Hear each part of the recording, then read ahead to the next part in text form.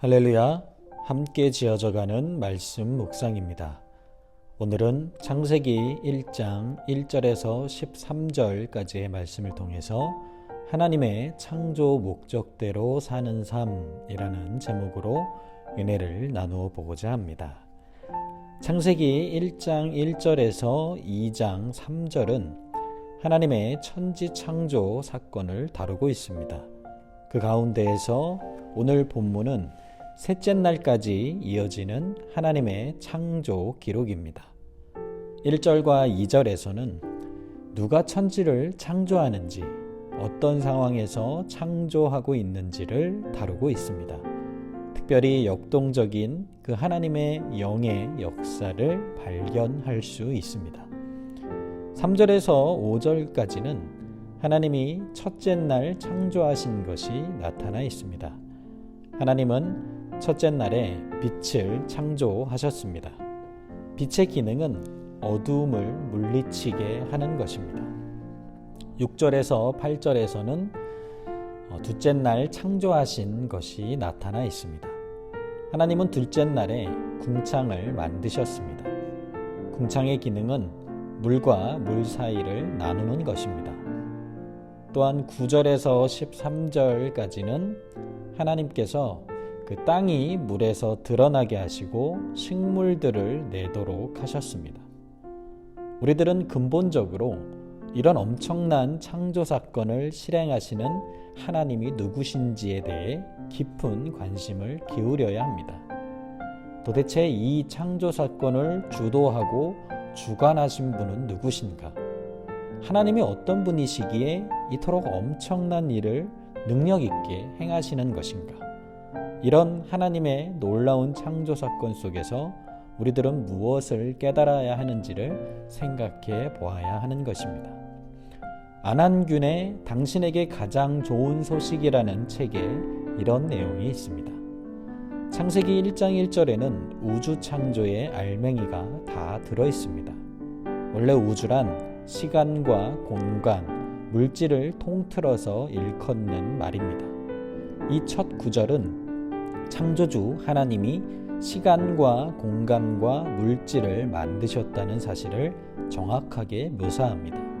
짧지만 아주 경제적이고도 과학적인 표현입니다. 사람의 몸을 흙으로 지었다는 말 역시 마찬가지입니다. 인터넷 사이트에서 한 안티 기독교인이 진흙덩어리 주무르다 콧김 좀 쏘였다고 사람 되는 세상 아닙니까? 이렇게 빈정거리는 내용이 담겨져 있었습니다. 그러나 사람은 정말로 진흙덩어리 주무르다 콧김 좀 쏘여 지어진 존재입니다.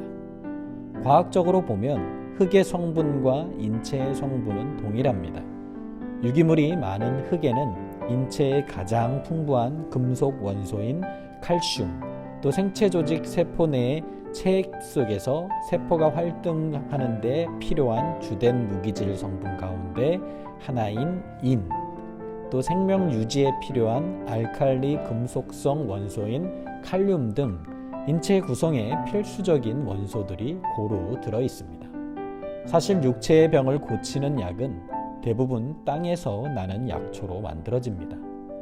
흙이 주 성분인 육체의 상한 부분을 약효가 있는 또 다른 신선한 흙의 산물로 치료한다는 것에는 일리가 있습니다.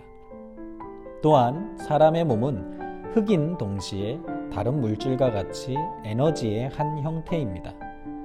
그래서 끼니 때마다 기력을 보강해 주어야 몸이 유지됩니다. 그 에너지를 보충해 줄 음식물들이 모두 땅, 곧 흙에서 납니다. 우리의 몸이 흙에서 나는 쌀이나 밀, 채소, 그리고 흙으로 지어진 동물의 고기 같은 음식물로 유지된다면 그 몸 또한 흙일 것은 당연합니다. 그리고 나중에 기력을 잃고 죽으면 우리는 본래의 한 줌 흙으로 다시 돌아갑니다. 다시 오늘 말씀의 본문으로 돌아가 보면 창세기의 첫 문장은 태초에 천지를 창조하신 하나님에 대해서 선포하고 있습니다. 성경은 창조에 대해 설득과 증명이 아니라 선언으로 시작합니다. 창세기는 천지 창조와 인간 창조를 통해 우주와 인간의 기원에 대해서 설명합니다. 하나님은 형체가 없고 비어있고 빛이 없어서 어둡고 깊은 물로 덮여있는 상태에서 질서가 있고 생명이 풍성한 상태로 채우시며 창조하십니다. 이러한 하나님만이 천지 만물을 창조하신 창조주가 되시기에 우리는 하나님 안에서만 존재의 의미와 목적을 찾을 수 있습니다. 모든 어두움을 물리치시고 생명의 빛으로 세상을 창조하신 하나님 안에서만 우리의 인생의 참된 의미와 목적을 발견할 수 있는 것입니다. 우리가 하나님을 인정함으로 참된 목적대로 살아갈 수 있고 나의 주권을 하나님께 내어드릴 수 있으며 하나님 안에서 복된 삶을 살 수 있습니다. 반대로 창조주 하나님을 인정하지 않는 것, 그것이 바로 죄의 핵심입니다. 또한 내 존재의 근원을 부정하는 것이기도 합니다. 하나님은 질서와 체계 있는 삶을 구성하시고 이루어 가시는 분이십니다. 하나님을 온전히 믿음으로써 아름다운 삶으로 돌아가는 회복의 은혜를 누릴 수 있음을 그래서 우리는 분명하게 기억하고 있어야 합니다. 하나님은 혼돈하던 세상을 질서의 세상으로 창조하셨습니다. 6일간의 창조 일전 동안 3일은 배경에 대해서, 또 3일은 채움의 과정으로 서로 대응하도록 창조하셨습니다. 첫째 날에는 빛을 창조하심으로 빛과 어두움을 나누시고, 둘째 날에는 궁창을 창조하심으로 물과 물을 나눠 대기를 만드십니다. 빛을 창조하셔서 흑암을 없애시고 깊은 물 가운데 질서를 부여하셔서 혼돈을 없애십니다. 이 모든 것을 하나님은 말씀으로 창조하셨습니다. 성경은 분명하게 하나님이 말씀으로 창조하셨음을 강조합니다. 하나님은 그분이 뜻하신 것을 말씀하시고 그대로 이루시는 전지전능한 창조주이십니다. 말씀하시는 하나님을 만나고 경험할 때 혼돈과 공허와 흑암이 물러가고 참된 질서와 체계와 은혜가 찾아오는 것입니다. 하나님이 빛을 제일 처음 창조하셨습니다. 어두움을 물리치고 빛, 곧 생명의 역사를 이루십니다. 예수님도 이와 같이 말씀이 되시고 세상의 빛이 되십니다. 예수님을 믿는 자는 재창조의 역사를 경험하고 생명의 빛을 얻게 됩니다. 죄로 인해 타락하고 혼돈과 공허한 삶에서 예수님을 만남으로 인해 질서 있고 충만한 원래 하나님이 창조하셨던 그 계획하신 대로 회복되는 것입니다.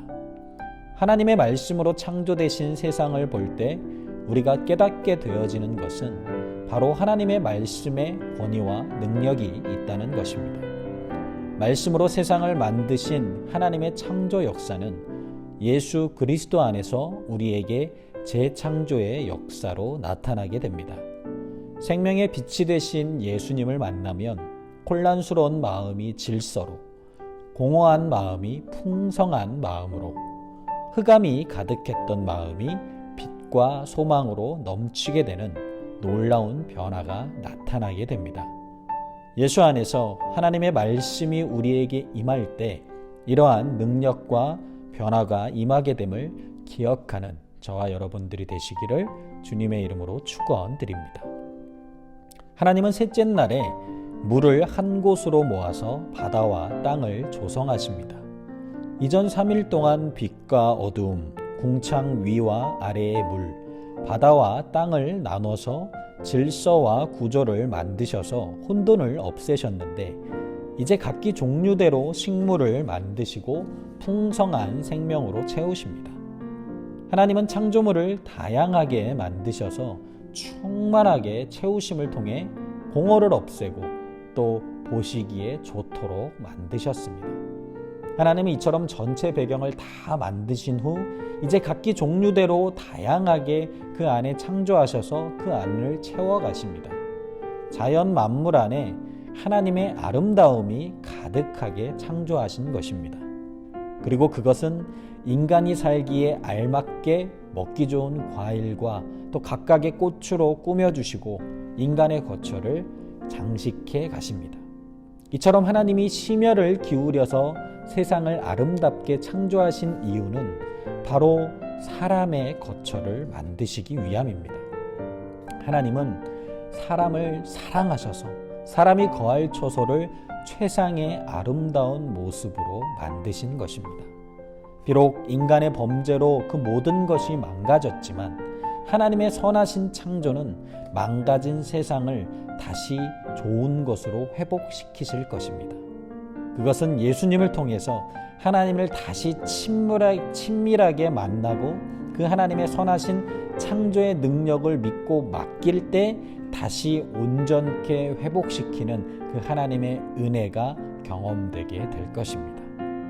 말씀으로 천지를 창조하시고 세상 속에 우리에게 축복의 거처를 허락하시면서 우리들이 당신의 계획하신 대로 살아가기 원하시는 하나님을 온전히 믿고 순종하는 것, 그것이 바로 신앙의 출발점입니다. 창조주 하나님께서 창조하신 그 분명한 목적을 주님과 동행하며 매일의 삶 속에서 발견하고 그 목적에 합당한 순종의 삶을 살아가는 저와 여러분들이 되시기를 주님의 이름으로 축원드립니다.